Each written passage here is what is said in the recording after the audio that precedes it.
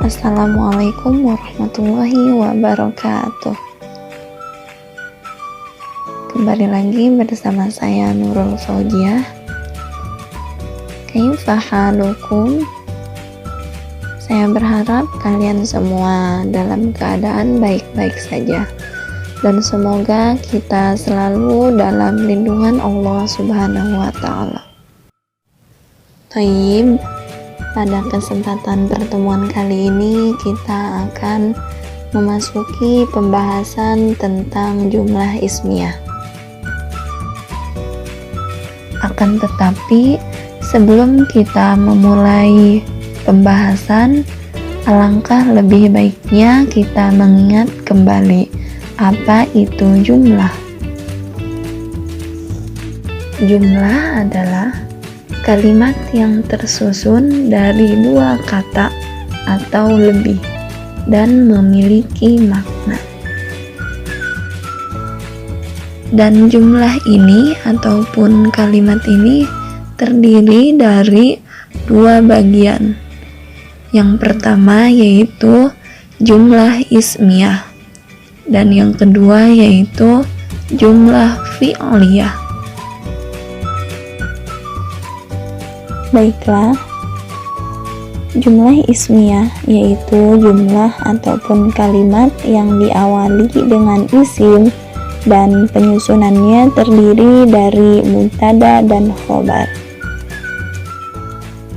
Untuk pengertian mubtada yang secara singkat, yaitu isim yang berada di awal kalimat, dan untuk khobar yaitu isim yang terletak setelah mubtada dan digunakan sebagai penjelas atau keterangan dari mubtada.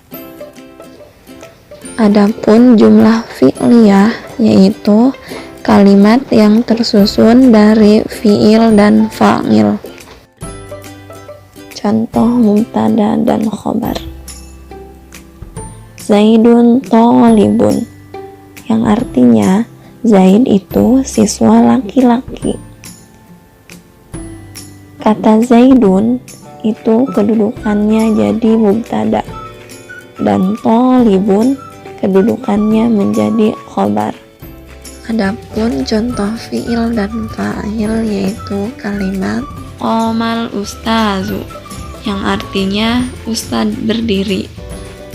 Lafaz qoma itu kedudukannya menjadi fi'il, fi'ilnya itu fi'il madi. Adapun ustazu kedudukannya menjadi fa'il. Baiklah semuanya, yang selanjutnya yaitu inti pembahasan dari jumlah ismiyah, yaitu khobar muqaddam dan mubtada muakhar. Khobar muqaddam yaitu khobar yang diawalkan ataupun yang didahulukan, dan adapun mubtada muakhar yaitu mubtada yang diakhirkan. Jadi khobar muqaddam dan mubtada muakhar yaitu khobar yang didahulukan dan mubtada yang diakhirkan.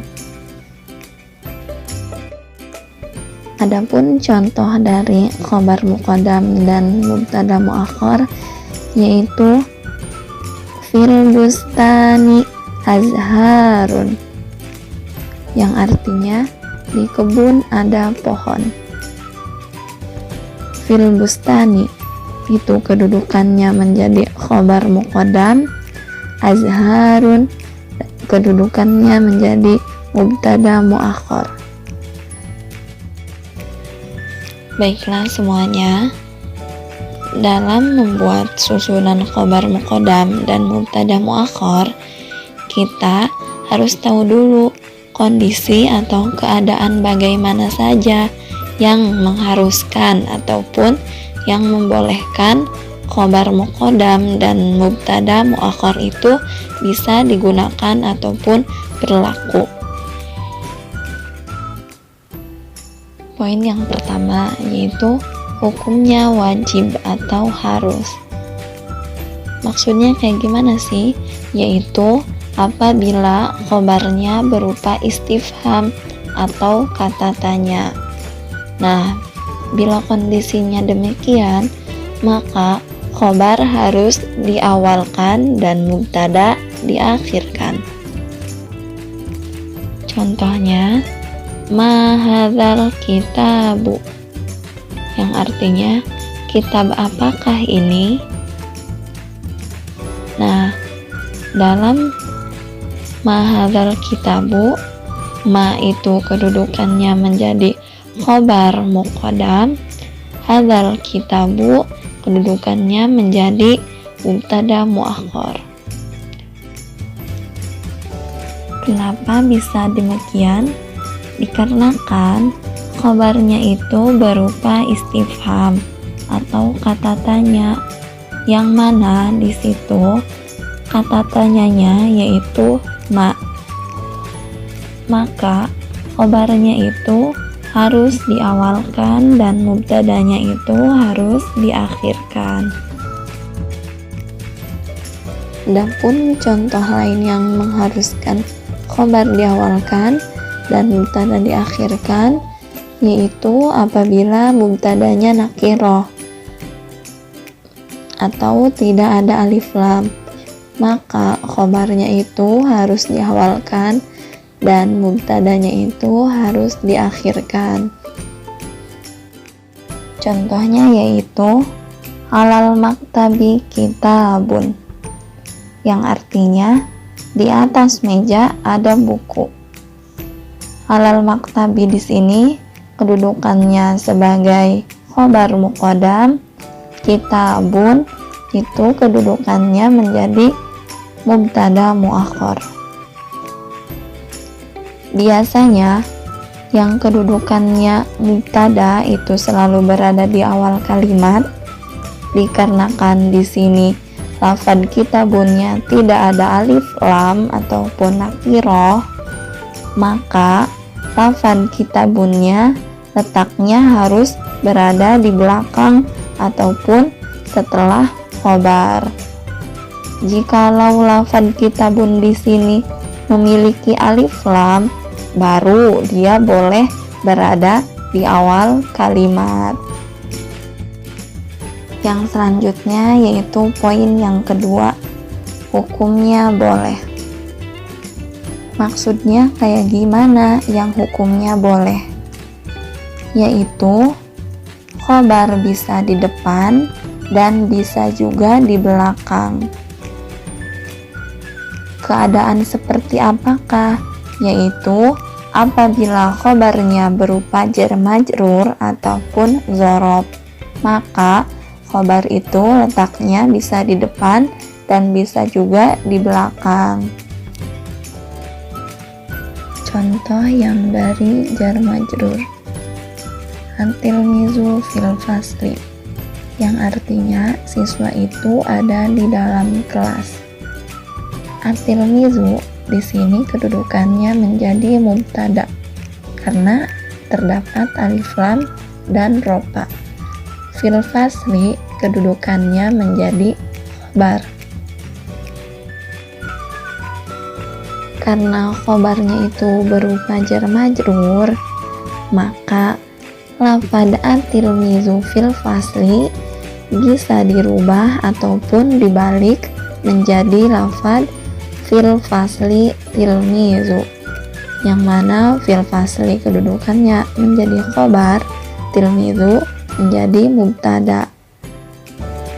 Dalam perubahan tersebut artinya pun yang awalnya siswa itu ada di dalam kelas, maka menjadi di dalam kelas ada siswa. Jadi jumlah ataupun kalimat khobar muqaddam dan mubtada muakhar, yang mana apabila khobarnya itu berupa jar majrur, maka jumlah atau kalimatnya itu bisa dirubah atau dibulak-balik. Contohnya yaitu seperti at-tilmizu fil fasli menjadi fil fasli tilmizu. Maka dari perubahan tersebut, khobar muqaddamnya itu bisa berada ataupun terletak di depan dan bisa juga di belakang. Contoh yang selanjutnya yaitu al-misbahu fawqas saqfi, yang artinya lampu ada di atas langit-langit. Al-misbahu kedudukannya menjadi mubtada, fawqas saqfi kedudukannya menjadi khobar. Karena khobarnya itu berupa dzaraf, maka letak khobarnya itu boleh didahulukan dari mubtadanya. Maka jumlah tersebut bisa berubah menjadi fawqas saqfi misbahu, yang mana artinya di atas langit-langit ada lampu. Jadi dalam jumlah ataupun kalimah khobar muqaddam dan mubtada muakhar yang khobarnya itu berupa dzaraf, maka letaknya itu boleh dibulak-balik, yang mana seperti al-misbahu fawqas saqfi menjadi fawqas saqfi misbahu, dan artinya pun berubah. Yang awalnya lampu ada di atas langit-langit menjadi di atas langit-langit ada lampu. Thayyib, mungkin hanya itu pembahasan khobar muqaddam dan mubtada muakhar. Semoga bisa dipahami. Akan tetapi mohon maaf yang sebesar-besarnya apabila ada kesalahan, kekeliruan, dan kekurangan dalam penyampaian materinya. Assalamualaikum warahmatullahi wabarakatuh.